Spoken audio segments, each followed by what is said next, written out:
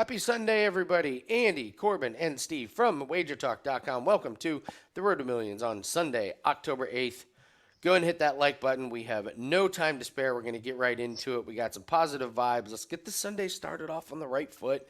We're going to go over the player props and where the lines have moved and where we've ended up. A couple of big-time line moves for props. We'll go over same game parlays for the day, alt lines, anytime touchdown scores, and the best bets. But we want to hear from you guys. We want to hear what you guys are winning on, what's going good for you. There's too much negativity in this space, and we just want to celebrate wins. So first off, leave us a comment if you had a really good college day and you're ready for NFL. If you had some really good wins yesterday, tell us about them. Tom Williams says, I want to thank Andy for turning me on to defensive player props. We have not done enough of those this year, but if you're hitting, awesome. Good for you, Tom. Jeffrey Wilson, love the show. Keep up the great work. Jets coach said Brees Hall no longer on a snap count. Jeffrey Wilson playing Brees Hall over. And then shout out to the bots. Listen, bots can be positive too, man. At make 750 per day now. That sounds like Road to Millions material, right? It's like 3%. Your video exemplifies sheer brilliance. Every conquered challenge propels you towards success. Amen. I gotta tell you, you're welcome in here. Like, go ahead. Your determination fuels success. Believe you can, and you're halfway there. Let's go, LFG. I'm ready to run through a brick wall for this. Love For this that. makes 750 per day. We celebrate positive vibes, even if they're from bots. So, all right. Well, that was fun. All right. Let's get into the player props and where some of these lines have ended up. We will start with the quarterback passing props. I have nothing for passing touchdowns. There's a couple of interesting ones here for passing yards. Tua Tagovailoa, 287 and a half. I kind of wonder if they get up and they run the ball. I am very worried by that, but he could easily get that quite easily against this Giants defense. He only needs to play probably just over a half, and he could probably get there. So Yeah, we'll get to A-Chain, but I think this is a running game for the Dolphins. The big line move, I talked all week about Ryan Tannehill over 206 and a half. Well, it's 218 and a half. Cat's out of the bag. So that is one of the biggest line moves I think I've seen this season on a pass prop. To go from 206 and a half to move up 13 yards. Yikes. Yeah, it's So I big. think the value is out of that one. If you jumped on it early, that's great. But boy, that line kind of scares me here a little bit. I worried about the CJ Stroud. That was our 5% last week. Easily hits. I don't know. I don't know if he's going to get there. I think Nico Collins is getting covered by AJ Terrell. I think he's going to have a good game. The Falcons absolutely have a horrible pass rush, and the Texans are getting some of their offensive line guys back. But I think that means they may run. So I'm not going back to Stroud this week on anything. Steve, I know you talked about Mac Jones' interception. I mean, we can talk about it now. You got Mac Jones' interception. His passing's 210. Aren't the aren't the stories coming out that Bailey Zappi's been taking a lot of extra practice snaps?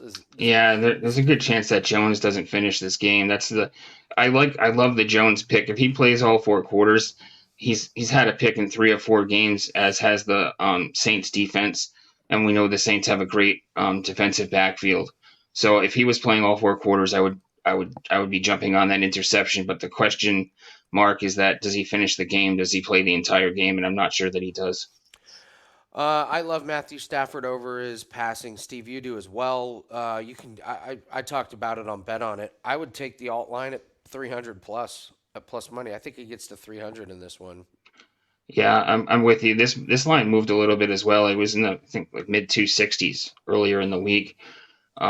He's it's just, this sets up for a shootout here against the Eagles, and they've just been allowing, they allowed Cousins, Mac Jones, Howell 290 plus. Stafford's had 300 plus himself in 3 of 4. I think this sets up for a lot of passing situations here for Stafford. I love the over, and I agree with you that you could ladder that up all the way to 300. Yeah, the Eagles great against the rush, bad against the pass. Their secondaries they're struggling to figure out what their starting lineup is. So I think this Patrick Mahomes line is too high. I know you can throw in the Vikings. I think it's more of a running game. I don't think this is the Chiefs of old where Mahomes throws the ball 50 times for 380 yards. He could, but I'm not sure he's got the wide receiving group there. I would take Cousins over before I would take Mahomes over. I don't know. You guys got any thoughts on the Chiefs and Vikings afternoon game? Yeah, I don't have anything strong personally. I would lean the Cousins over as well, but I don't really. There's nothing I really like on either passer in that game personally. Corbin, Zach Wilson, you're pretty interested in his completions here. Only 207. That's obviously it's a horrible, absolutely horrible defense. So, what'd you like about Zach Wilson completions? Yeah, so I have Zach Wilson over 18.5 passing completions. I think they're just going to bed him in early, get him a couple of easy throws. He had 28 last game. Now, granted, it was against the Chiefs, but in that game, they really tried to bed him in early, settle him down, and just get him into a nice rhythm. I think they might do the same here. He had 18 the game before that. So I Okay. think they're just going to bed him in quite nicely. Couple of easy completions. Yeah, DraftKings So has already made the move to 19 and a half. I'm sure other books still have it there at 18. Longest completion. Steve, you've been talking about Bryce Young. They got it at 33 and a half. You just think it's too high. Yeah, it's way too high. He's maxed out at 22 so far this year. His highs have been 14, 22, and 22. He doesn't have any receivers that can really stretch the field. Thielen's been the go-to guy for the long stuff, and he couldn't even get over this total last week when they were chasing the Vikings against that Yeah. poor pass defense in that situation, and he couldn't get over. So until he proves that he can throw one this deep, that's 34 yards. That's pretty long. So I'll take the under again. There was one that really did stick out to me. I whilst it's like on screen, Jared Goff over his longest at home, they're just a completely different team than the Lions. But that play is kind of relying on if Amon-Ra St. Brown's going to play it. Last I checked, he was still questionable. So he and Gibbs are out as of oh, this morning. I got to tell you, I'm not too worried about it. Like I they've still think got so many other weapons. Reynolds has caught quite a few deep ones, but it gets to the point Laporta, the where tight end, could do that. He's done it. exactly, Has done it exactly. before. I actually, somebody asked like, "Oh, are you worried about Monroe St. Brown being out?" I just don't think Monroe St. Brown changes the big advantages that the Lions have. If anything, it might actually make it a little bit more difficult for Carolina because they're not really sure what some of the looks are going to be. Like, there's going to be sets that they have today, the Lions, that haven't been seen on film. Like Khalif Raymond will catch some passes. So I actually think sometimes there's a little bit of a surprise element. So I wouldn't be worried about it. Just because St. Brown is out, I wouldn't worry about it. I did really like the Russell Wilson over. He's been going over. I can't find it now, but it's 37 and a half. He's had 48, 46, and 60 the last three games. Problem is that was against the Bears, the Dolphins, and the Commanders. Not very good passing offenses, and those games were shootouts. Jets might be a little bit different. So while I did originally like it, I have to say no. I can't recommend that one. So all right, let's move to the rushing and receiving props here. So rushing yards. I think do we all like A Chain? I love A Chain over his rushing total in this one. Giants give up the eighth most rushing yards, and what Steve, you and I were laughing that this is the game that features the number one and the best and the worst team in first half scoring. How the Dolphins Yeah, average 21 and a half points per first half. The Giants average 2.3. yeah. This is one where you could really like both running backs overs on on everything in this game because it just seems like the Dolphins are going to get out to such a big lead that there'll be a lot of a lot of handoffs late in the game. Another one I like in this game is Daniel Jones over his rushing. We talked about that one earlier in the week. He's went over in 3 of 4, averaging 43 a game. Dolphins are allowing eighth most rushing yards so far this season, and really the big thing is I just don't think the Giants have any other weapons to go to. No Barkley again, most likely today, and Daniel Jones is their only hope, in my opinion. I like the under on Jonathan Taylor, 44.5. He is on a very strict snap count. That's what they've said. Like they are going to ease him into it. My theory for why they waited to sign Jonathan Taylor, because none of it makes sense. It's very strange. They put him on they said he had an injury, which he didn't. They were arguing about it, and then all of a sudden he gets a good contract. I wonder if they're just waiting to see if Anthony Richardson was good or not.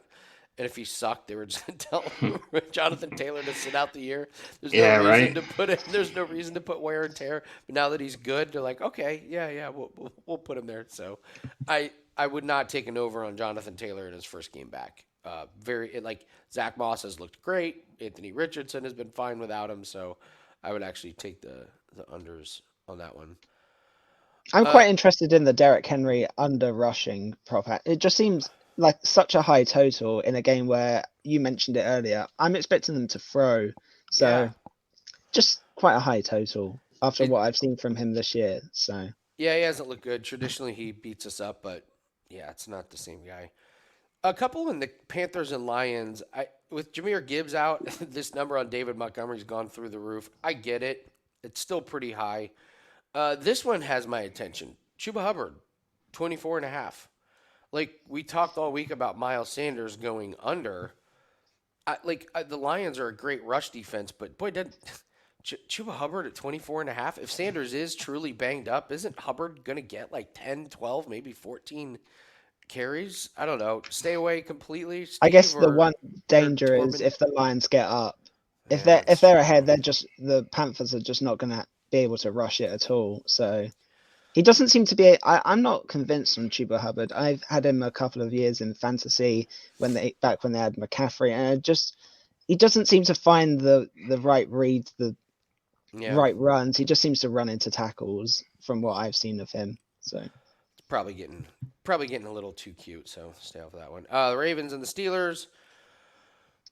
Gus Edwards. I mean, you can't bet these Ravens running backs. It's basically Lamar Jackson, and that's about it. Not the Najee Harris line is definitely moved. I was actually interested in an under on Najee Harris, and as slow as he is, they still keep giving him enough work to where he keeps getting over his rushing total. Believe it or not, Yeah. so it's kind of gets there by hook or by crook. But 51.5, no, he was one I was looking for a longest rush under. You that's a mentioned good this. way to You play it. mentioned the speed. I just don't see how he breaks off a big run That's a good. It's anymore. a really So good. It's a really good way to look at that one. I'll look up the number on that one. Texans and Falcons. I actually think we might be. We love Damian Pierce on the under. I think that defense is better. I actually wonder if starting to be in the range of Damian Pierce over. But Corbin, Bijan Robinson. Are you interested in his rushing props? Or you still just like his receiving? I still like his receiving, to be honest. I can the receiving is just so much lower. I feel like he can get that way easier than quite a high rushing total. So that's where I look with him. So particularly if it's around the 25 mark again this week. So Mm-hmm. Saints and Patriots. Ramondre's been a big disappointment.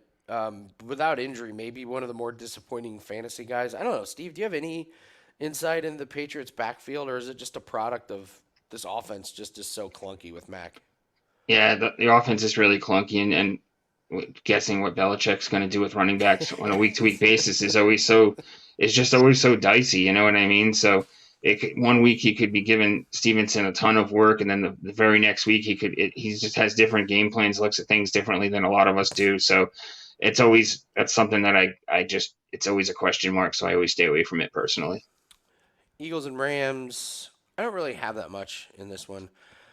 I talked about maybe taking Kyron Williams under against the Colts. He went over, had a big fantasy game, but he's the only guy there. That's the thing. He just gets over because he is literally the Yeah. only guy there. I wonder if we start seeing more of Ronnie Rivers. There's a good sneaky pickup in fantasy.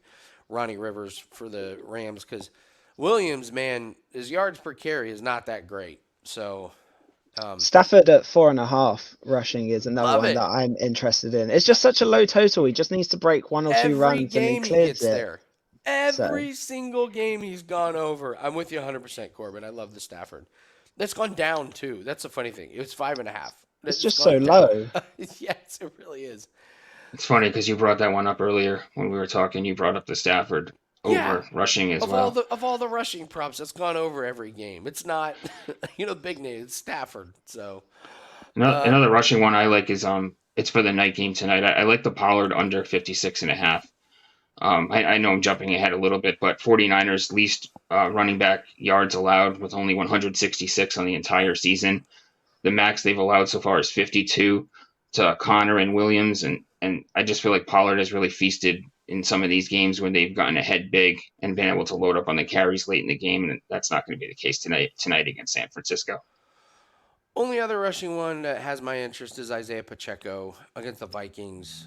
You can throw in the Vikings, but he's the guy. When the game is close, he gets the carries. If the Chiefs are ahead, he's going to be the one running out the clock. So I do like the 56.5 on that one.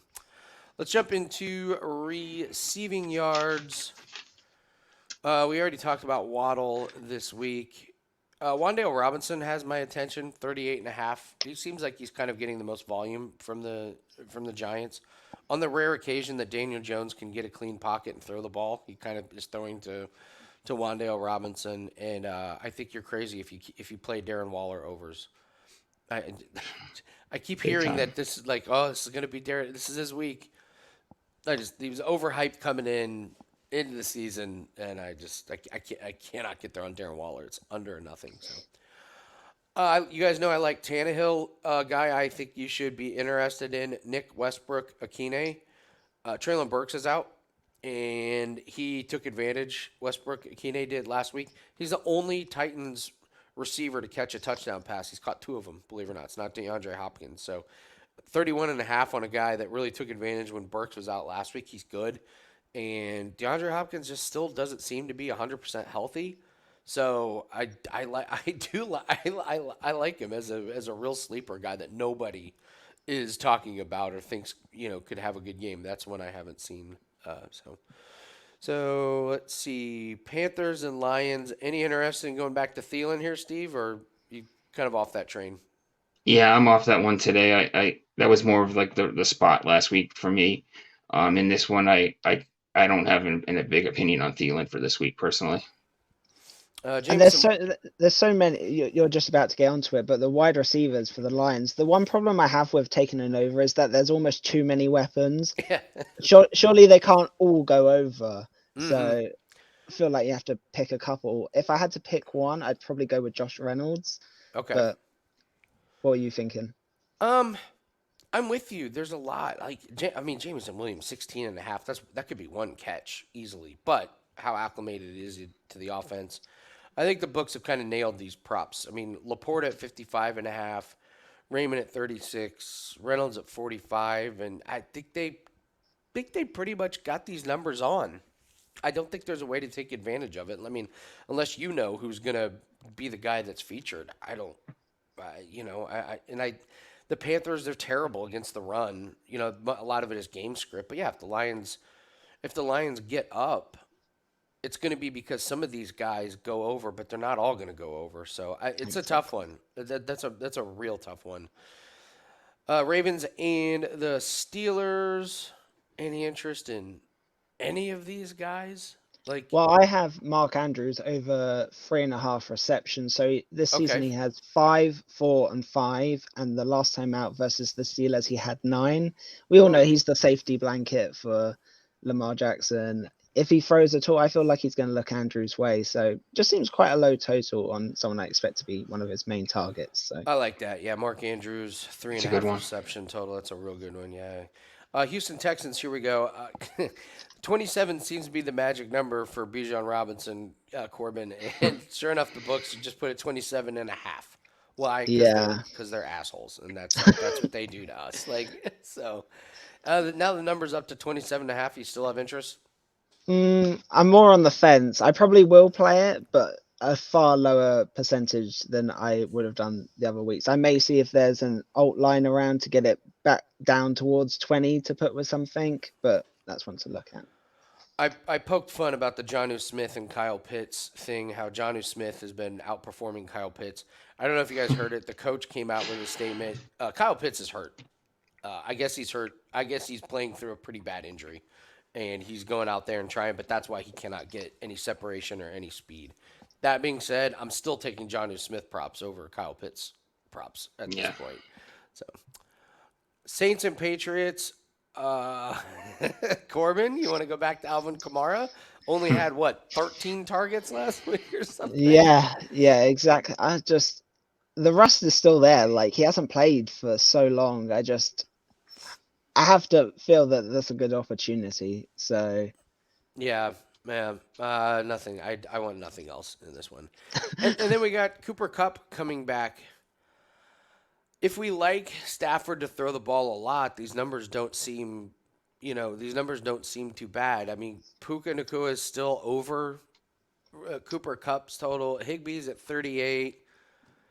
But gosh, if Stafford throws for 300 yards, you got to believe two of those three, if not three of those three, are going over. It's not like Van Jefferson or Tutu Atwell is going to be. They don't even have props. I don't know if Tutu Atwell's hurt or not. But I don't know, Steve. If we like Matthew Stafford over, don't we have to like some of these Rams receivers overs? Yeah, I guess you could do what you just said, and you could take those three guys, and you would probably get 2 out of 3. Because also Kyron Williams doesn't do very much out of the doesn't do a ton out of the backfield. He'll catch a touchdown here and there, but he's not a guy that's getting a ton of yards out of the backfield. So it's so many weapons, though. I just think that it's a team effort. So That's why it was just so much easier to wrap it up with Stafford as the passing total. It just seems like the easiest way to go. Bengals and the Cardinals. We got T. Higgins, who looks like he's going to be out, so they jumped this number on Tyler Boyd, 45.5. I think they took away the value in Tyler Boyd. I thought I was going to be sneaky, but I don't think there's anything there on the that books one. out sneaked you on Yeah, that one. they did.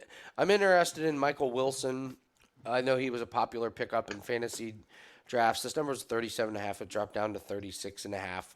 I like this Cardinals offense. I think they're going to do well today, and I think he might be a sneaky one. You might get a few games of good numbers out of him while the other teams are trying to figure out what to do with him.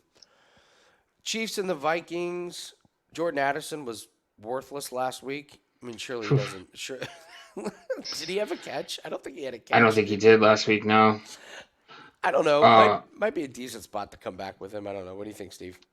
Yeah, I could see that, but I'm more eyeing the Osborne under that we talked about earlier this week. He's been under in 3 or 4 games. He's the fourth option on the team, and the big thing to me here is just seeing his targets decrease. He had 6 in each of the first 2 weeks, then 3, then 2 last week. You mentioned the Chiefs defense. You've been on them all year, and the pass defense has been great. They're only allowing 190 a game. That's 8th in the league. So I'm looking at Osborne. If he sneaks one through, that's the only way that he's going over this total. He's not getting a lot of work recently, though. And then the Jets and the Broncos. I don't know. Garrett Wilson, I know you guys mentioned Garrett Wilson. Is there anything we do with him? Is Marvin Uh, Mims has I'm big been on really the good. What's that? Yeah, I'm big on the Wilson longest completion.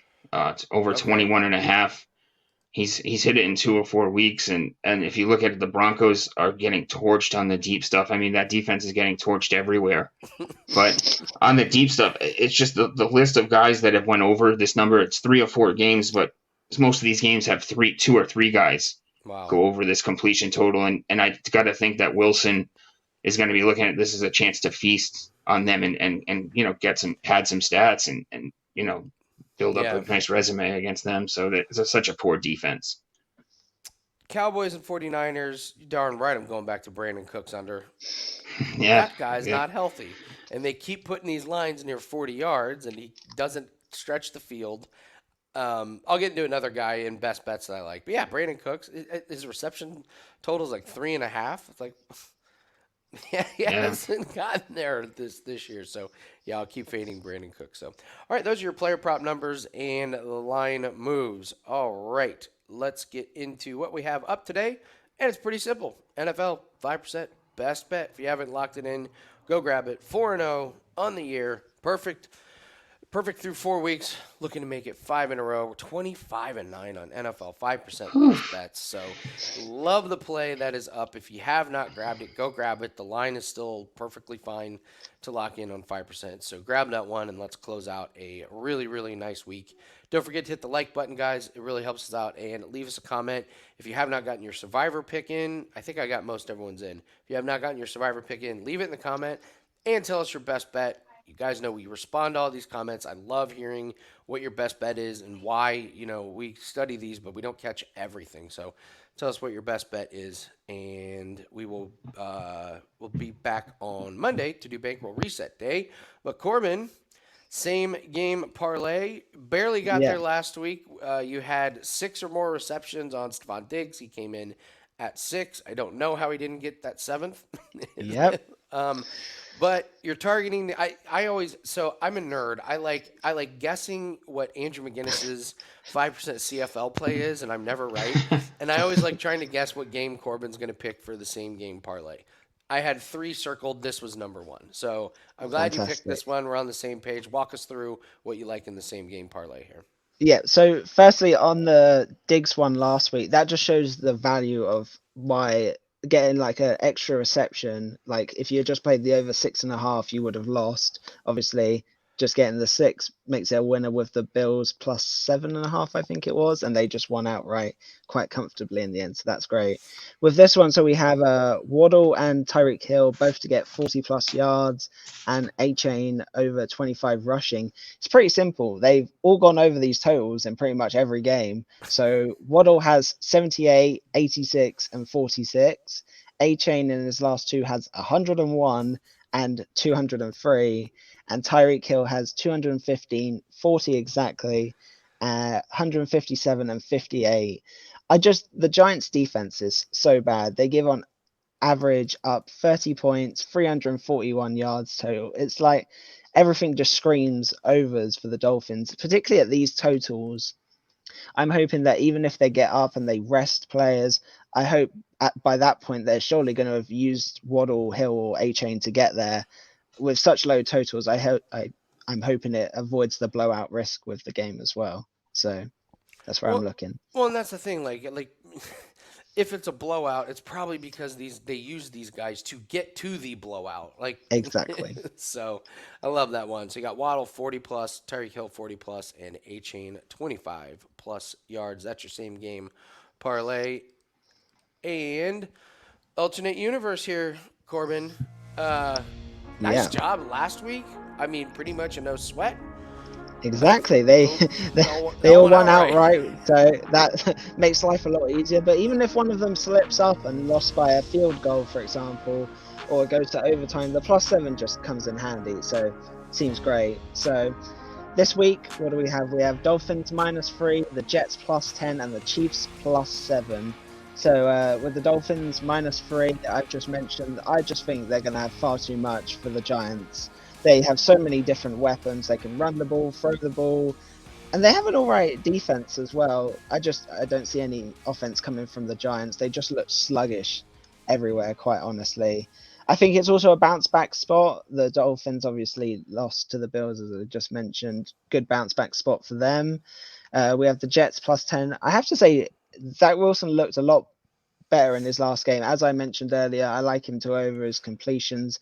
Their defense is so good that even if he doesn't play well, they can just keep the scores so low that they only really need a couple of field goals and they can probably cover a +10 is quite hard to cover. They've lost by 3 and by 5 this year. That just shows their Wow. defense. Even if the offense does nothing, their defense will just keep them in it.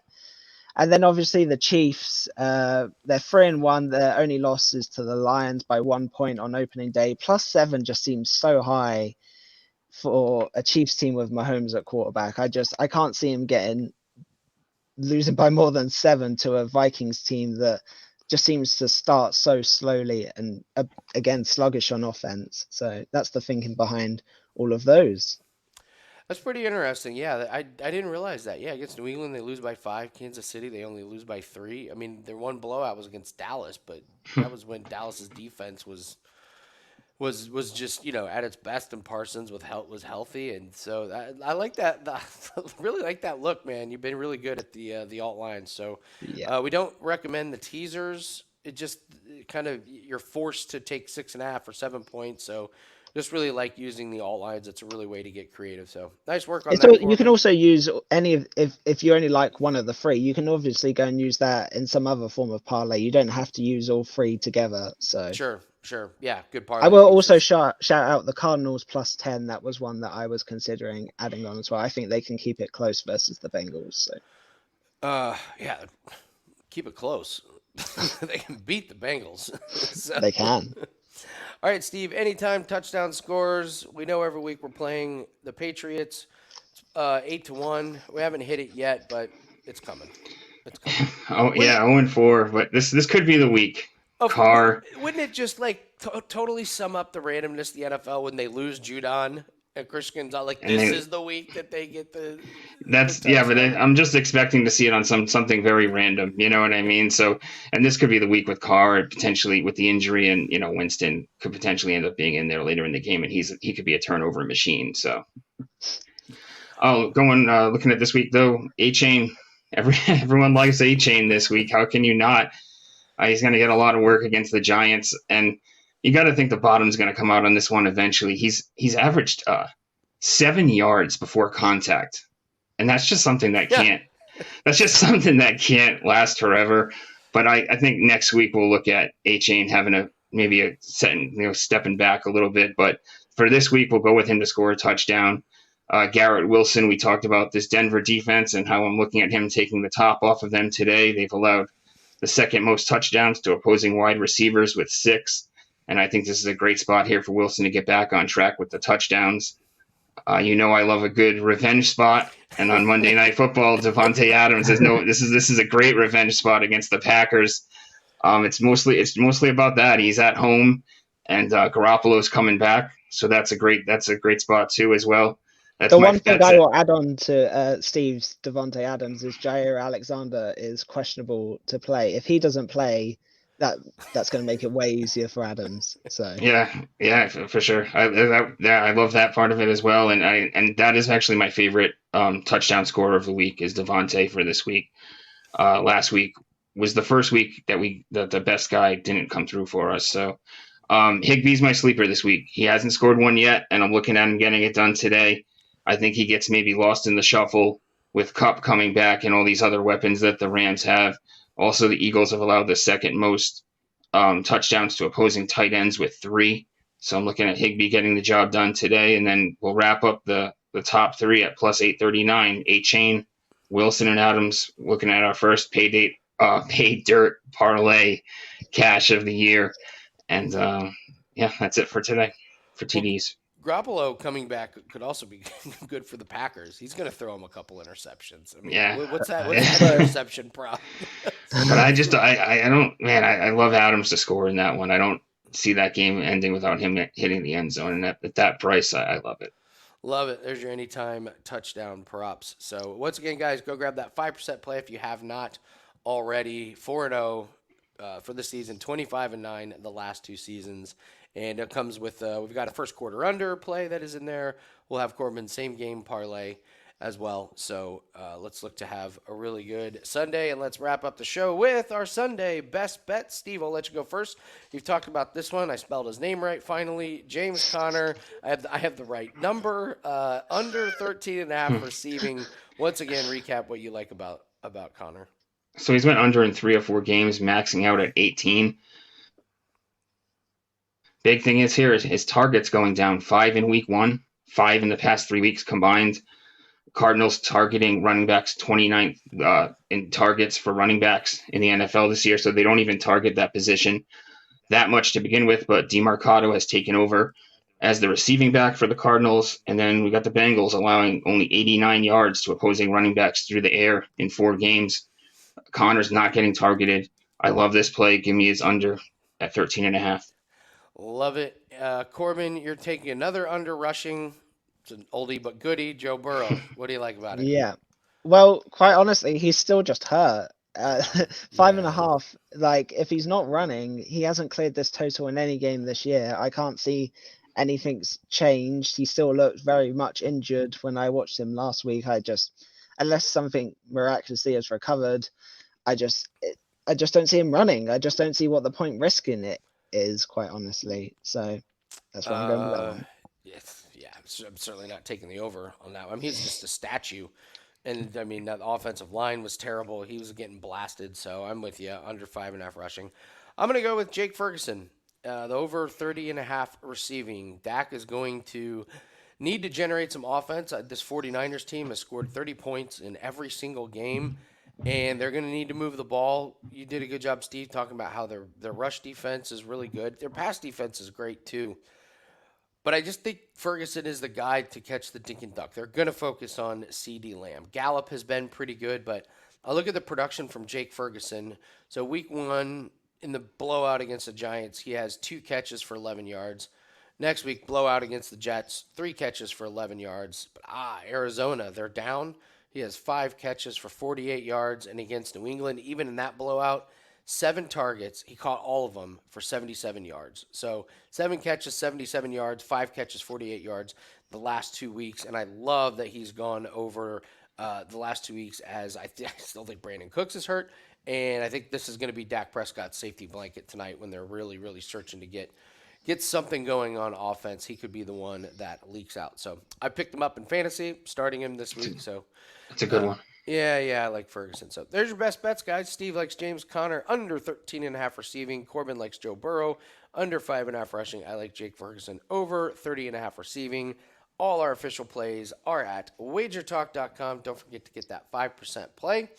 Corbin, Steve, great job as always. Everyone, good luck on all your bets. Do not overexpose yourselves on the units. You do not have to bet every game. Like, we may have 3 or 4 bets today. That's it. So just be careful. Protect your bankroll. It's really, really hard-earned money. Be careful with it. Try and poke holes in all your plays. And if you can find a reason to not bet it, then just stay off of it. So good luck on all your plays. Corbin, Steve, great job. Steve and I will be back tomorrow to do Bankroll Reset Day and go over Monday Night Football. Have a great Sunday, and we'll see everyone tomorrow on The Road to Millions. Good Good luck. luck.